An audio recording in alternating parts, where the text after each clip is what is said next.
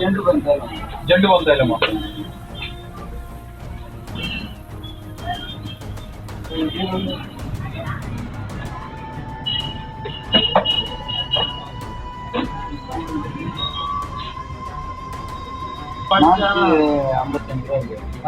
அது கம்மி கம்மியா சொல்லுதா 45 தான். அதுல கம்மியா சொல்லி கொடுங்க.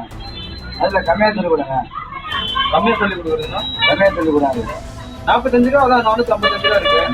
45 ரூபா தான். ஏன்னா வாங்கினதுக்கு அப்புறம் எப்படி நீங்க அதுல கம்மியா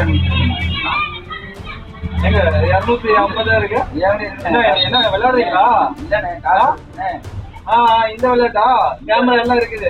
ஃபோன் பண்ணா இது என்னங்க புது வகை திருட்டா இருக்கே அப்படின்னு சொல்ற மாதிரி கல்லாப்பட்டியில கை வைக்காமலே இங்க நூதன முறையில திருடுறது பலரையுமே அதிர்ச்சிக்குள்ளாக்கிருக்கு. பொருள் வாங்குற மாதிரி நடிச்சு கொடுத்த காசை விட அதிகப்படியான லாபத்தை பாக்குற இந்த இளைஞர்களுடைய வீடியோ சமூக வலைத்தளங்கள்ல வைரலா பரவிட்டு இருக்கு. அரூர்ல இருக்கிற இளைஞர்கள் என்ன பண்றாங்கன்னா மருந்து கடை போறாங்க. அங்க போய் முதல்ல பொருள் வாங்குற மாதிரி பொருளை கேட்டு வாங்கிட்டு அதுக்கு 500 ரூபாய் காசை கொடுக்கறாங்க. அதுக்கப்புறம் எனக்கு பொருள் வேணாம் இல்ல பாதி விலைக்கு கொடுங்க அப்படின்ற மாதிரி வாக்குவாதத்துல ஈடுபடுறாங்க. அந்த கடையில இருக்கவங்க அப்படி முடியாதுன்னு சொன்ன உடனே அப்ப என் காசை திருப்பி கொடுங்க அப்படின்னு கேக்குறாங்க. ஆனா இந்த இளைஞர்கள் உடனே கொடுத்த சில்லறையில இருந்து பாதிய மறைச்சு வச்சுக்கிட்டு பாதி மட்டும் கொடுக்கறாங்க. நீங்க இவ்வளவுதான் சில்லறை கொடுத்தீங்க, எனக்கு முழு சில்லறை வரல அப்படின்ற மாதிரி நடிக்கிறாங்க. அதுக்கப்புறம் அந்த இளைஞர்கள் கிட்ட நீங்க பண்றது ரொம்ப தப்பு அப்படின்னு வாக்குவாதத்துல ஈடுபடுறாங்க. சோ இதுல கச்சேரி மேட்ல இருக்கக்கூடிய மருந்து கடையில தான் 2 வாலிபர்கள் போய் அந்த கடையில இருக்கிறவர்கிட்ட 45 ரூபாய்க்கு மருந்து வாங்கிட்டு